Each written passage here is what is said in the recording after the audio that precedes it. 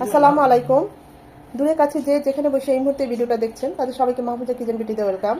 আজ বোয়াল মাছ ভুনা করব, তেলে ঝালে বোয়াল মাছ। দেখতেই পাচ্ছেন অসম্ভব লোভনীয় হয়েছে,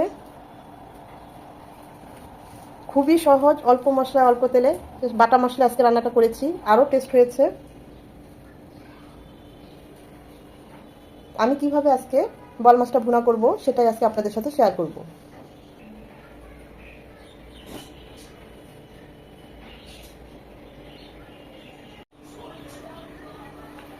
বিশাল বড় একটা বোয়াল মাছ, দেখুন অনেক বড় বোয়াল মাছটা, একদম লাফাচ্ছিল, সেটাই বাজার থেকে নিয়ে এসেছি। অনেক বড় বোয়াল মাছটা, পুরোটা ক্যামেরায় একসাথে ধরছে না। এই বোয়াল মাছটা এখন রান্না করব, রান্না করে আপনাদের সাথে শেয়ার করব। এখন হয়তো কিছুটা দেখাতে পাচ্ছি কতটা বড়। বোয়াল মাছ খেতে এমনিও খুব সুস্বাদু, আর যদি এরকম একদম ফ্রেশ টাটকা বোয়াল মাছ হয় তাহলে তার কোনো কথাই নেই। বোয়াল মাছটা কেটে সুন্দরভাবে পরিষ্কার করে নিয়েছি, বাকিগুলো রেখে দিয়েছি, সবগুলো তো আজকে রান্না করব না, আজকে এগুলোই নিয়েছি। এখন বোয়াল মাছে দিয়ে দিচ্ছি লবণ,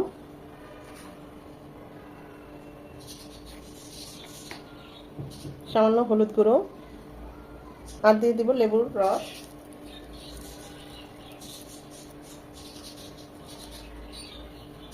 আমি 2 পিস লেবুর রস দিলাম।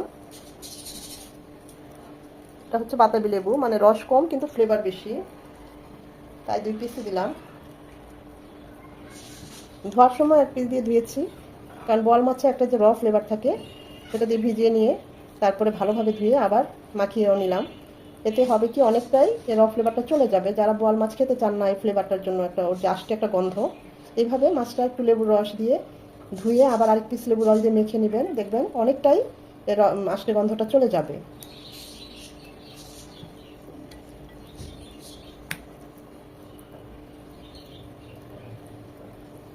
রেস্টে রাখার কোনো দরকার নেই, অন্যান্য কাজ করতে করতে এমনি 5-7 মিনিট হয়ে যাবে, রেস্ট হয়ে যাবে।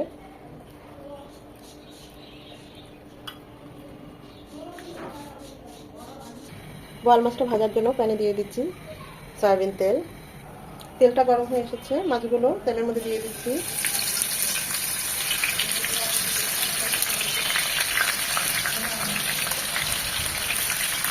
বোয়াল মাছ কিন্তু প্রচুর ফোটে, অবশ্যই চেষ্টা করবেন ঢেকে মাছটা ভেজে নিতে, কারণ একদম ছিটে আসে তৈলাক্ত মাছ। যে কোনো মাছ রান্নার জন্য আমরা 1 মিনিট 1 মিনিট করে ভেজে নেব। মাছটা কড়া ভাজলে হার্ড হয়ে যায়, সফট থাকে না, খেতে ভালো লাগে না। হালকা করে ভেজে নিলে টেস্ট খুব ভালো আসে, ফ্লেভারটাও খুব ভালো আসে। আবার আপনারা চাইলে কড়া করেও ভেজে নিতে পারেন, যে যেভাবে আসলে রান্না করে সেটাই টেস্ট। ওই পাশটা ঠিক 1 মিনিট এভাবে ভেজে নেব।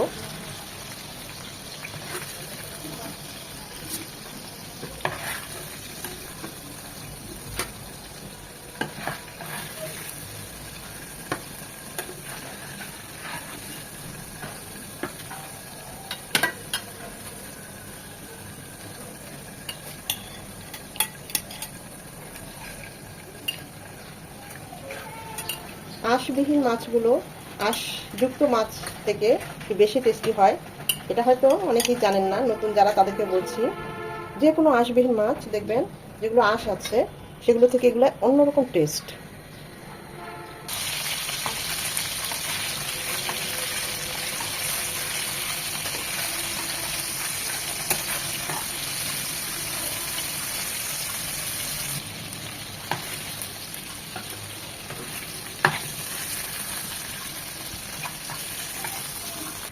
মাছ ভেজে যে তেলটা অবশিষ্ট ছিল সেই তেলটা আমি দিয়ে দিচ্ছি, আপনার চাইলে নাও দিতে পারেন।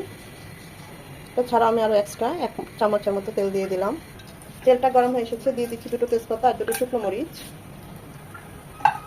এটা জাস্ট 20 থেকে 30 সেকেন্ড হবে, তেজপাতা থেকে সুন্দর একটা সুগন্ধ বের হয়ে আসবে। 1/2 কাপ পেঁয়াজ বাটা, পেঁয়াজ বাটার পরিবর্তে পেঁয়াজ কুচিও দিতে পারেন। এটাকে 1 মিনিট ভেজে নেব, এই যে এক্সট্রা পানি আর পেঁয়াজের যে একটা ঝাঁঝালো গন্ধ সেটা চলে যাওয়া পর্যন্ত। পেঁয়াজটাকে 1 মিনিট ভেজে নেওয়ার পর এখানে 1 চামচ রসুন বাটা আর 1/2 চামচ আদা বাটা একসাথে পেস্ট করে নিয়েছি। হলুদ গুঁড়ো একটু গরম পানি দিয়ে গুলিয়ে নিয়েছি। সাদা সর্ষে বেটে নিয়েছি 1 চামচ। মরিচ একটু গরম পানিতে গুলিয়ে বেটে নিয়েছি 1 চামচ। প্রথমে আদা রসুনটাকে 1 মিনিট ভেজে নেব, যেন আদার ঝাঁঝালো গন্ধটা চলে যায়। আদা রসুনটাকে 1 মিনিট ভেজে নেওয়ার পর দিয়ে দিব মরিচ বাটা। সেটাকেও 10-20 সেকেন্ড একটু এই তেলের মধ্যে ভেজে নেব।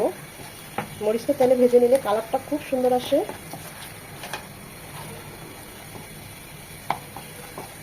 এখন দিয়ে দিব হলুদ বাটা আর সর্ষে বাটা। সর্ষে বাটাটা হাতের কাছে থাকলে অবশ্যই দিবেন, আর এখানে সাদা সর্ষেটা দেওয়ার চেষ্টা করবেন।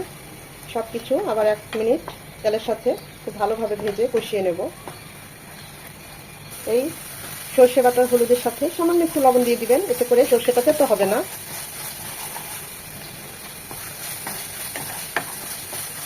যখন হলুদের কাঁচা গন্ধটা চলে যাবে, তেল উপরে চলে আসবে সাইড দিয়ে, ওই সময় দিয়ে দিব 2 চামচ ফুটানো পানি, মশলাগুলো খুব ভালোভাবে কষিয়ে নেওয়ার জন্য।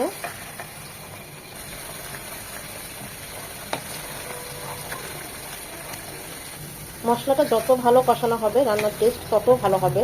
আসলে মশলা কষানো দেখলে বোঝা যায় রান্নাটা কেমন হবে। 2টো টমেটো 4 ফালি করে নিয়েছি। মশলার সাথে 2 মিনিট কষিয়ে নেব, যেন এই টমেটোর কাঁচা যে একটা গন্ধ থাকে সেটা চলে যায়, টমেটোটা একটু নরম হয়।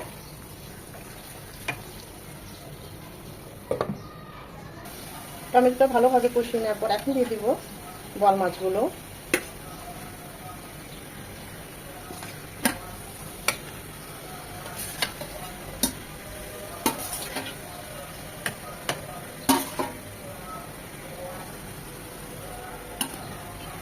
আরও 2 টেবিল চামচ ফুটানো পানি দিয়ে মাছগুলো মশলার সাথে টমেটোর সাথে কষিয়ে নেব। একদম সাথে সাথে পুরো গ্রেভিটা দিবেন না, এভাবে একটু আলাদাভাবে একটু সময় নিয়ে কষিয়ে নেবেন, দেখবেন ওই রান্নার টেস্টটা খুবই ভালো আসে।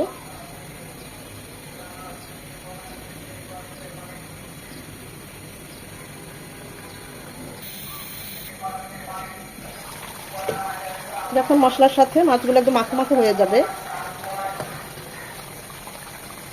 এই পর্যায়ে দিয়ে দিব ফুটানো পানি। যেহেতু আমি মাখো মাখো ভুনা ভুনা রাখবো, বল মাছটা ভুনা ভুনাই বেশি ভালো লাগে। আপনারা যে যেমন গ্রেভি রাখতে চান ওই অনুযায়ী পানিটা দিবেন। টেস্ট করেছি, লবণ লাগবে। আমরা কিন্তু মাছটা ভাজার সময়, মেরিনেশনের সময় লবণ দিয়েছি, আবার একটু টমেটোটা কষানোর সময় লবণ দিয়েছি, তাই লবণটা বুঝে দিতে হবে। দিয়ে দিব একটা পাকা মরিচ।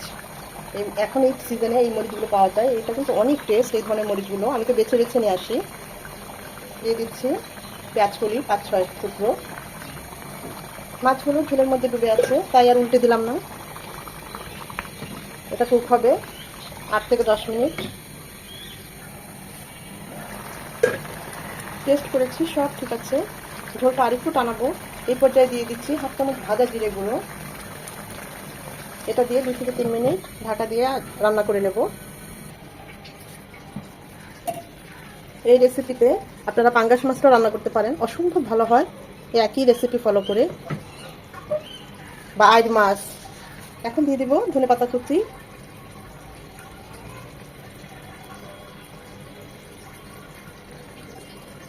ধনেপাতাটা দিয়ে 1 মিনিট রাখবো, তারপর চুলাটা অফ করে দেবো। মাশাআল্লাহ, কত সুন্দর লুকসটা এসেছে দেখুন, তেলটাও উপরে উঠে এসেছে। টেস্ট করেছি, সব ঠিক আছে, অসম্ভব মজা হয়েছে, অসম্ভব মজা। মাছগুলো কি সফট, একদম তেলের ঝুলে একদম মিশে গেছে, দেখতেই পাচ্ছেন। টমেটোটা একদম গলে যায় নাই, এইভাবেই রেখেছি, একদম গলাবো না আজকে। আধো গলানো আধো আস্তে আস্তে থাকবে। আমি এখন চুলাটা অফ করে দেব। দেখুন মাশাআল্লাহ, এর গ্রেভিটা দেখেন, অসম্ভব সুন্দর হয়েছে। টেস্টের কথা কি বলবো, দেখেই বোঝা যাচ্ছে। ওই যে কথাই বলে না, প্রথমে দর্শনচারী তারপর গুণবিচারী, দেখেই বোঝা যায় কিরকম হয়েছে রেসিপিটা।